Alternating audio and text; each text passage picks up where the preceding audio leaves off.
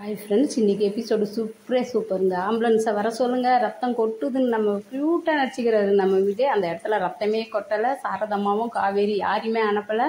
அக்கம் பக்கத்தில் இருக்கிறவங்களாம் ஓடிடுறாங்க. மாமி வந்து எங்கப்பா ரத்தம் கொட்டுது காட்டுன்றாங்க. கையை காட்டுறாரு. என்னப்பா ஒரு கொசு அடி ரத்தம் கூட வரலை, இது ரத்தம் கொட்டுன்னு ஆம்புலன்ஸை இதுக்கு தான் வர சொன்னியான்னு. என்ன மாமி, என் ஆத்துக்கார் எப்படி பார்த்துக்கண்ணா, கொசு கடிச்சா கூட எனக்கு என்னன்னு தெரியாது, அந்த அளவுக்கு கவனிச்சிங்கண்ணா, இதை போய் சிம்பிள்னு சொல்கிறீங்களேன்னு சொல்கிறாரு. எல்லோரும் சிரிச்சிட்டு வந்து அந்த மாமி சாரதாம்மா கிட்ட சொல்கிறாங்க, உப்மாவுக்கு வெண்டைக்காய் கட் பண்ணாராம் அந்த தம்பி, பெரிய காமெடி. அதுலேயும் கொசு கடி ரத்தம் கூட வரலை, அவரு இந்த அளவுக்கு பண்ணுறாரு. அவள் ஆத்துக்காரி பின்னாடி சுத்தனவருன்னு நினைக்கிறேன். அவ்வளோ உயிரை விடுறாரு. அவங்க பொண்டாட்டி அப்படி பார்த்துக்கினாலாம், அப்படிப்பட்ட புருஷனை எப்படி விட்டுட்டு போனான்ற போலலாம் பேசுகிறாங்க.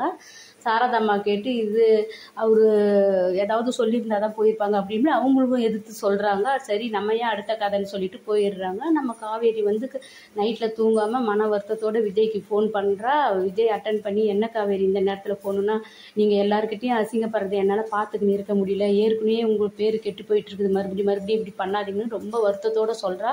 அதை கேட்ட விஜய்க்கு ரொம்ப சந்தோஷம், ஹாப்பி. என் பொண்டாட்டி ஃபோன் பண்ணிட்டால, என் பொண்டாட்டி எனக்காக வருத்தப்படுறாருல, இது போதும், நான் வாழ்ந்துடுவேன்னு சொல்லிட்டு அவ்வளோ ஒரு லவ் ஃபீலிங்கை கொட்டுறாரு அந்த இடத்துல.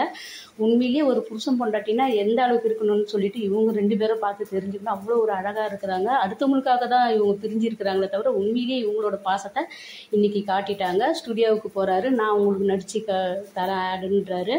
குமரன் காவேரி வேணான்றாங்க. காவேரி மாமா அவரை அனுப்புன்றாங்க. நான் போக மாட்டேன், நான் பணம் கூட தேவை, ஃப்ரீயாகவே நடிச்சு தரேன். கேமராமேனும் இவர் அழகாக ஹீரோ போல் இருக்கிறாரு, இவரையே நடிக்க வைக்கலான்றாரு. ஆனால் யாரும் ஒத்துக்கலை. அடுத்ததாக கேமராமேனை வெளியே அனுப்பிட்டு பேசுகிறாங்க. கங்கா கேட்குறா, உனக்கு என்ன தாங்க வேணும், ஏன் இப்படி தொல்லை பண்ணுறீங்கன்னு சொல்லிட்டு.